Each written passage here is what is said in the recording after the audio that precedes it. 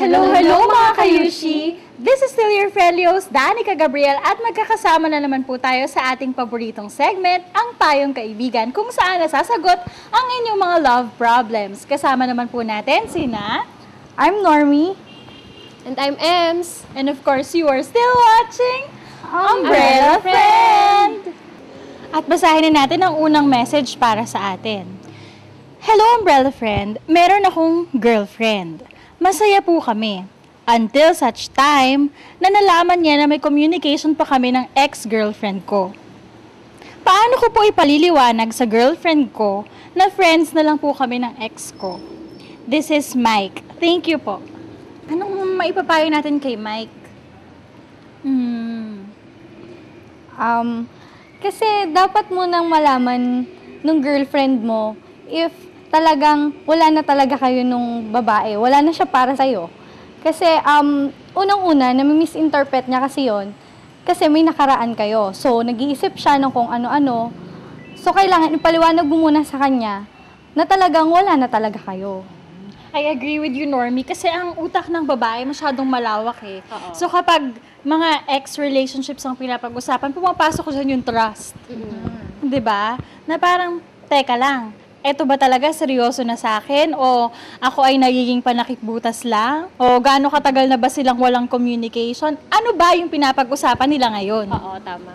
Tsaka dapat kausapin niya talaga yung girlfriend niya. Kasi, tsaka tanggapin niya kung ano muna yung magiging reaction ng girlfriend niya. Kung magalit man, kung magtampo sa kanya, tanggapin niya yon. Kasi initial reaction niya ng babae, di ba? Lahat tayo, ganun yung magiging reaction natin. Kasi nga, sabi mo nga, di ba, it involves yung trust natin dun sa guy. Tama. At kasi kahit naman sabihin na past na yun eh, yung pinagsamahan nila, iba pa rin sa pinapagsamahan ninyo ngayon. At dapat, ikaw bilang lalaki, kausapin mo yung girlfriend mo, ipaliwanag mo, nag-uusap lang kami because we have a reunion. Ganon, nag-uusap lang kami kasi may event. Hindi yung nag-uusap kayo talaga dahil lagi talaga kayo nag-uusap. Kasi kung ganon, medyo may problema tayo doon. Kasi syempre, mararamdaman niya rin na may insecure siya. Yung mga wala siya, may isip niya na kaya mo pa kinakausap yung ex-girlfriend mo kasi may hinahanap ka pa rin na wala sa kanya. Tama. So, remove all the insecurities. Tama. Bigyan mo siya ng assurance na siya talaga yung mahal mo ngayon, di ba? Alright, thank you so much for texting, Mike. Sana nakatulong kami sa'yo. Moving on, basahin naman natin ang text ni April from Calamba, Laguna. Ayaw po ng boyfriend ko na bumarkada pa ako sa mga friends ko na mas matagal ko nang nakakasama kesa sa kanya.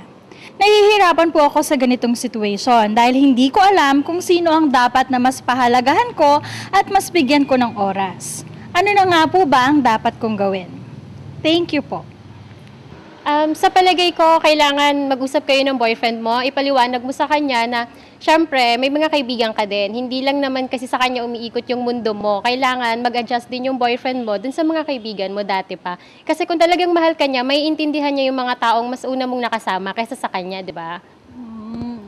At saka kasi, magkakaroon kasi kayo ng mas healthy relationship if mas maiintindihan nyo yung isa't isa na mas kailangan nyo rin ng time para sa ibang tao. Hindi yung sa inyo lang dalawa umiikot ang mundo.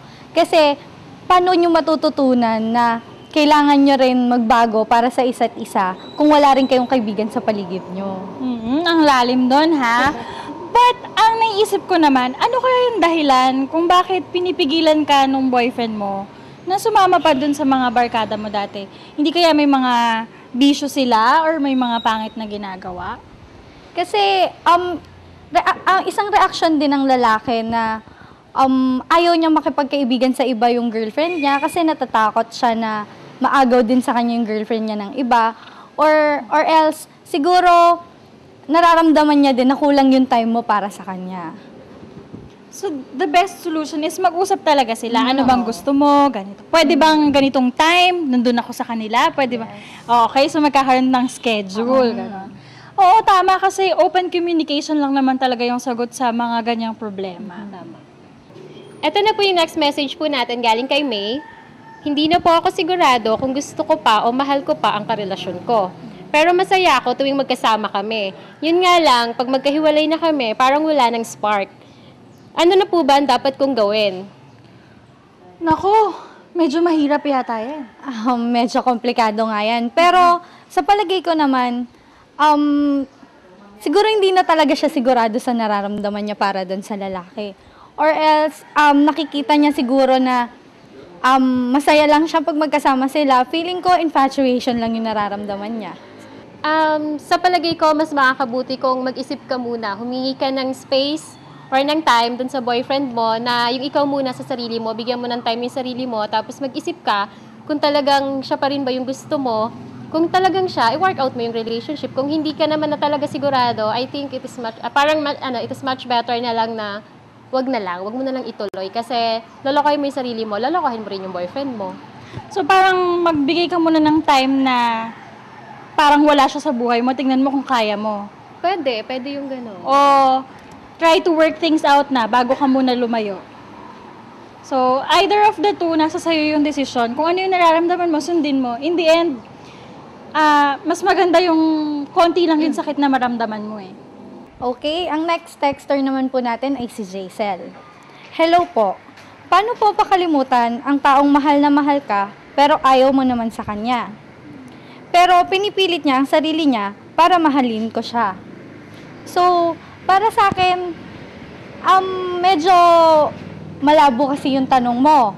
Ano ba talaga? Kung siya yung kakalimutan mo or tutulungan mo siya na kalimutan ka niya? Kasi kung hindi mo naman siya mahal, hindi ka naman mahihirapan na kalimutan siya.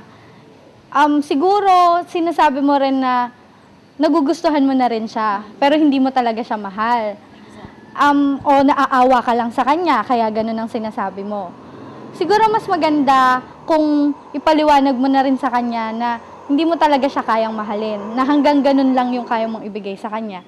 Kasi para hindi na siya lalong masaktan at para na rin kayo makamove on. Oo, tama yan. Panindigan mo yung magiging desisyon mo. Kasi mahihirapan ka lang naman kung nagugustuhan mo siya eh.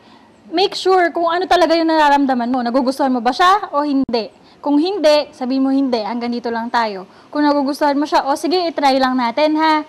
Ganon, parang ganon lang. Huwag mo nang masyadong pahirapan yung sarili mo. Tsaka kung kaya mo namang umiwas, hanggat maaari, umiwas ka na lang para parehas na lang kayong hindi masaktan, hindi na maging komplikado yung lahat. Yun ang pinakamadali at pinaka-best na gawin. Iwasan na. Iwasan, Magpalit ng number or wag na magpakita, di ba? Siguro makakalimutan mo din siya at makakalimutan ka din niya. Thank you, Jaisel. At ito, may nag-text sa atin. Hello, good eve, umbrella friend. Lagi ko po kayong pinapanood. Sobra ang ganda ng show ninyo.